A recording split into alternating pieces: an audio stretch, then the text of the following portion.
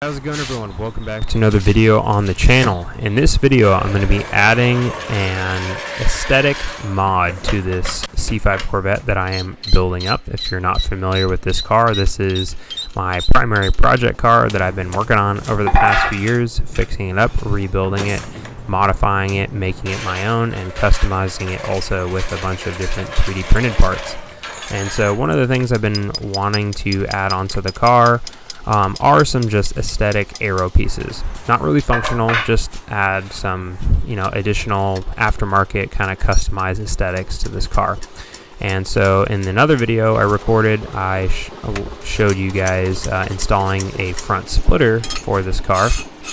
And so in this video, just for the sake of splitting things up and not making an enormously long video, I'm going to be installing the complementing side skirts. So these pieces are all from a company I partnered with called Extreme Online Store, or EOS for short, and they sent me out these pieces to kind of review, install, and just kind of give you guys my overall look and feel and impressions on. And from the get-go, just to give you kind of a spoiler alert, I am really happy overall with these things. There's a few minor points that I think could make these even better than they already are, but for the price point that you pay for these things, it's pretty remarkable, that you just get these. And I did opt for the plastic ones, which I'll talk about why a little bit later here in part of the video. But to start off, I got the car jacked up. For the side skirt install, you do need to get the car off the ground completely. You might be able to jack the rear of the car high enough up, but I just jacked up all four corners because I was doing the front splitter install as well. But you definitely need the rear jacked up because you have to take, or I should say it's a lot easier to install these with the rear tires off the car. So I got them unboxed, and kind of here's the kind of overview of the pieces. It's an unfinished kind of matte satin ABS plastic material. Overall quality of the piece is great. It comes with all the holes pre-drilled, so you don't have to guess where you need to install your fasteners. All of the trim lines for the tool are really nice and clean. No rough edges where after they pop these things out of the mold that they use when they make them. So all the edges were super clean.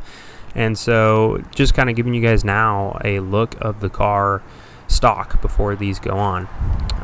Nothing wrong with the car, but just trying to add a little bit more pizzazz and flair to it. Again, these are not functionally aesthetic, or that's oxymoron there. These are not functional aero pieces. They are aesthetic only, and I think it's, there's a lot of aesthetic aero pieces throughout many cars. I mean, heck, the side vents on the fender vents on the front fenders on these cars are fake, and that's something I'm working on making not fake. So yeah, I'm excited to add these pieces to give the car just a little bit more of a personalized look. But overall, again, the quality of these are great, especially for the price point. Holes are pre-drilled, edges are clean, material feels sturdy for being a relatively thin plastic. So yeah, that's a great thing to know before buying these things.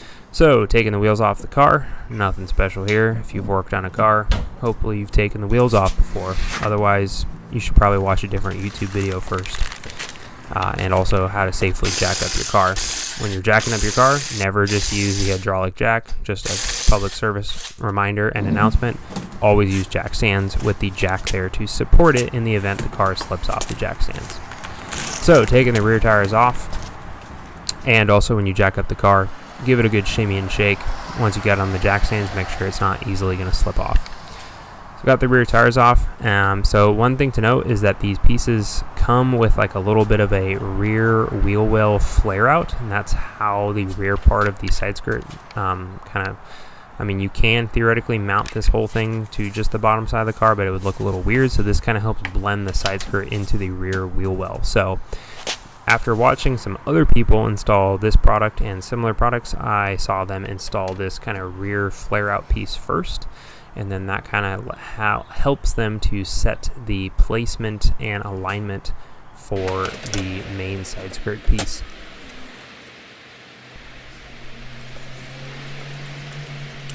So what I'm doing first here is I'm getting it fit up onto the rear, or front of the rear wheel well, I should say. Marked it with a Sharpie, and then I'm drilling some really small holes to just get started. You're drilling into fiberglass here, so you don't want to splinter and crack it, so you just want to go slow. And then I'm reaming out the holes on the piece themselves because I am not using supplied hardware. This kit comes with all self-tapping screws. I'm choosing to use rivets in certain areas. I think the rivets are just a lot more sturdy and they will just hold up better. I do use self-tapping screws when I install these. I don't use the ones that came with the kit, which I'll get into once I get to that part in the video. But for this part, I just used a 3/8 rivet, or no, sorry, not a 3/8, that's way too big. What size was this? 3/16 diameter rivet. And with an extra wide head so that it doesn't, you know, kind of compress and stress the plastic, because it is just plastic. So the wide head helps to distribute some of that point load from the rivet as you're driving it in. So just got all the rivets in place, drilled the hole slightly undersized to the rivet size, and then popped these rivets in. And I was doing this around when my son was napping, and his bedroom shares a wall with the garage, and the rivet gun is pretty loud when the rivets pop and snap. So had to kind of strategically do this based on the time of the day. Life of a parent with a little one. But so then I went and got started on the other side, drilling all the small holes, all the things that I could do when things were a little bit more quiet, or that are a little bit more quiet. And then reaming these holes up to the approximate size needed for the rivets. So I did that. And then the other thing too is just, you know, kind of little minor nuance thing as I clean the area, get all the dirt and grime off. So this one I had a little oopsie. I misdrilled the hole. It happens. I lined up the part as best I could, and then I realized the rivet is going to collide with the kind of outer flange. So what I did was I got some big wire cutters or side angle cutters, and I chopped half of the head of the rivet off, and then now it sits nice and flush. So if that happens to you, just take a big wire cutter or side angle cutters and do the same thing. So once you got that installed, which I'll be installing the rivets here in a second, then you can move on to actually putting on the main side skirt piece. And the 2 points that are kind of these oblong holes are used to mount the side skirt using an existing kind of screw that holds the lower rocker panel to the car. So my advice is, so there's the rear one towards the rear of the car, and then all the way up here, this is the one that mounts the fender to the car, is you take those out and you mount the side skirt roughly in place with those two first. That just help you to hold it up. Otherwise, you know, it was still a little bit of a dancing act to do that, but it's just an awkward piece to be doing by yourself. So now I'm driving all these rivets, and this piece is just so snug. It's like, you know, a very taut string. It just kind of has that sound when you like ding ding, you know. And so it's a very solid piece, especially with all those rivets, ain't going anywhere. And so I used kind of the red area on the inner side of the fender as my guide to line everything up. So those rivets are all set in place, which is great because now that gives us a good guide on where and how to kind of align up the main side skirt piece. So again, take those two screws out on the rear and front part of the rocker panel, and then get the side skirt kind of mocked in place. I had to hold the front part up with my foot. It will just flex down, so you can do that too. And then you loosely drive these in. Do not cinch them all the way down, or else you're going to be in a world of hurt trying to get this thing lined up correctly with that rear piece that you just mounted to the wheel well. So then once you do that, just kind of slowly drive those things in, and then you can see it kind of droops down. I tried my best doing a one-man show here to hold this thing up and then get the front one installed as well.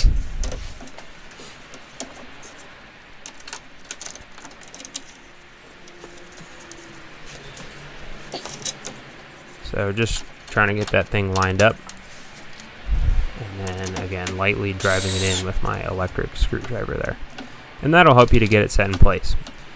So then the next challenge is to make sure the rear of the side skirt actually sits flush with that piece you mounted to the rear wheel well. You don't want a big gap there, or else it's going to look horrible.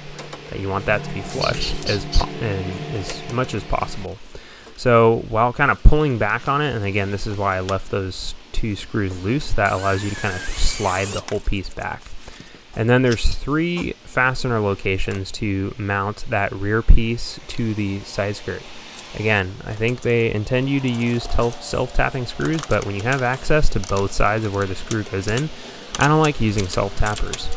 Same thing, the reason why I use through bolts and lock nuts on the front splitter. You have access to all bolts on the front splitter on both sides. And so I use just a standard machine screw and a flange nut instead of a washer on the back side to help distribute the load. So just repeating the same thing on this side, so taking those 2 screws out, getting the side skirt roughly mocked in place, and then installing those 3 fasteners on the lower part of that rear mounting area. And because I didn't have any Nylock lock nuts, I used a little bit of blue Loctite just to make sure those didn't back out with vibrations over time. So just got some, I think these were 1032 with some flange nuts with some serrations on them, and then those just had to up the holes a little bit in size to get these to go through, but then just kind of popped them through, held it in place to make sure the main side skirt piece was flush with that rear fender arch extension, I guess is what we should call it. And then just hand threaded on the nut, and then used hand tools to get those nice and cinched tightly. So you can see that's what it looks like there. I might go back in and touch those up with some black paint. You can see those, they're kind of exposed with the wheel on, so if I had black fasteners I would have used that, but that's what the other side looks like with the nut. So you can see just mounted nice and firmly in place. So now the next step is where I ran into some challenges here. So there's a bunch of hole locations for fasteners that are kind of up at an angle, going at an angle into the rocker, and then there's a bunch of fasteners that go just straight up from the bottom into the car. And I tried using the self-tappers. The self-tappers should work for these bolts going in at an angle, which you can see here. But what I noticed was they were a little long, and I think they were actually bottoming out on the frame rail on the inside part of the rocker panel. So because of that, and I tried using rivets on some of these, but I had some of the rivets actually pull through the fiberglass because I think the pull force strength on the rivet was too much. So I went and got my own self-tappers. They were a bigger thread size because I had kind of already gotten the hole a little bit on the larger side from some of these tests that I had to do. And I was already drilling holes into the car anyway, so it was like, what's the difference to make the hole slightly bigger than it already was? So I got some beefier self-tappers from McMaster Car, and they have a flange head on them so they distribute the load nice. And then I also just threw a little bit, oh yeah, so here's what you can see, and they even have a rubber grommet to help kind of squish them up against the side skirt a little bit. So these are the ones I'm going to be installing, and they're shorter as well, so none of them bottomed out onto the frame rail. And they're also a hex connection. The self-tappers that come with the kit are Phillips, and I really hate Phillips screws. If you're going to do a screw that isn't a hex, please do a star, or even an Allen. Phillips screws are just, not fun to deal with. So this is me kind of drilling in a small pilot hole and then driving in those self-tappers. Again, I wanted to use rivets along the entire length of the side skirt here, but I kept having issues with the rivet pulling through. Not sure if maybe I used a little bit too big of a rivet, so the pull force strength for that rivet was a little bit too great for the fiberglass in this area. I had the rivets hold some areas of the side skirt okay with no problems, but then use those self-tappers in other areas. And EOS recommends using double-sided tape on the completely flat surfaces, but I used rivets in that area as well, but you had to drill some holes, so just be mindful of that. So here's one thing I noticed after I got it installed. I thought I had lined up the kind of fender arch, rear fender liner or wheel well extension piece, I don't know whatever you want to call it. So it's very snugly installed in this clip, which is kind of what I'm showing. But what you can see very clearly are these fasteners going up into the rocker panel. So I don't know if that was a mistake on my end. It happened on both sides. Both sides are like that, which is what I'm showing here. So I'm trying to show this to you guys to, see if you can avoid making this. But I ended up, solving the problem. later in the video here, and it looks great. So I don't know if this entire side skirt needed to shift inboard a little bit more so that didn't happen, but the way the side skirt lined up with that rear wheel well fender arch extension piece, it lined up perfectly. And that piece I lined up with all of the red areas where the rocker panel mounts to the wheel well. So I was a little confused why so much of the fasteners were exposed. So you can see the alignment there is pretty much spot on with the red rocker panel. So, and then I lined up the entire side skirt with that fender arch extension piece, and so I was really kind of confused why you could see all those bolts. And maybe it's because the self tappers they provide with the kit are black, and you don't see them as easily as the kind of galvanized or plated ones that I got.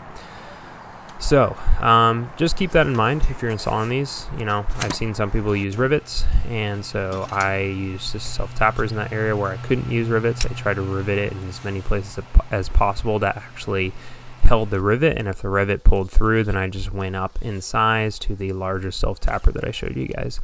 And I put a little bit of just adhesive on the self tapper as I was driving it in to make sure it doesn't back out. If I ever have to do body work on the rocker panel, that's a problem for future, Andrew. So what am I doing to kind of close up that gap to hide those fasteners? Because I definitely didn't like the look of that. Well, is a best friend sometimes of a contractor is silicone. So got some black all-weather silicone. I had to do this actually on my Mercedes when I installed the rear diffuser and front splitter on that car. So I just filled it with some black silicone, and then I 3D printed a little kind of silicone caulking spreader tool, and then smoothed it out. And now, unless you look really closely and I tell you that it's there, you probably wouldn't even notice. So problem solved in my eyes. And this car is not perfect. It's got scratches on it. It's meant to be a driver. It's not a showroom garage clean. So if it's a little rough in certain areas, no biggie. But just keep that in mind if you're installing these on your car. Just watch out for that alignment. So now getting the car back on the ground to show you guys what the whole kind of suite of aesthetic aero kit pieces look like on the ground instead of floating in the air. Overall, I'm really happy with these. Had a little bit of issues with the fasteners, but was able to solve that with some silicone. So you can see here, you can see the bead of silicone, but it really just kind of blends in with the car. Nothing I'm not used to. Like I said, I had to do that on my previous car because there's some alignment and kind of just manufacturing fit up challenges. So, but pieces overall held together great. Sturdy pieces, I'd say if you accidentally stepped on it, it's not going to break. It's very snugly installed, and it's not going anywhere. I would argue, I think there were, I would say 20 fasteners just on the main side skirt piece alone, plus another 6 on that rear fender arch extension piece. And overall, I think these are really clean. They have a subtle kind of look to them, nothing too crazy. And it just adds a little bit of aftermarket pizzazz to the car that you don't get over stock. And it kind of gives it a slightly more modified and customized look, kind of like you see on like the ZR1 cars and the newer cars and things like that with the Z06 kind of aero kits. So I think I'm really happy with this overall. I'm excited, with the way the car looks now. It looks even better, and just slowly upgrading this thing to modify it and make it my own. So if you guys have any comments or questions about the side skirts or even the front splitter, go check out that video as well. But leave a comment, a question below, and I'll be happy to answer them. Thank you guys for tuning into the video. Hope you're enjoying all the Corvette content. A lot more coming down the pipe here, including a lot more 3D printed products I've got for the car that I sell on my Etsy store. So look out for that as well. So thanks all for watching. I'll see you guys in the next one.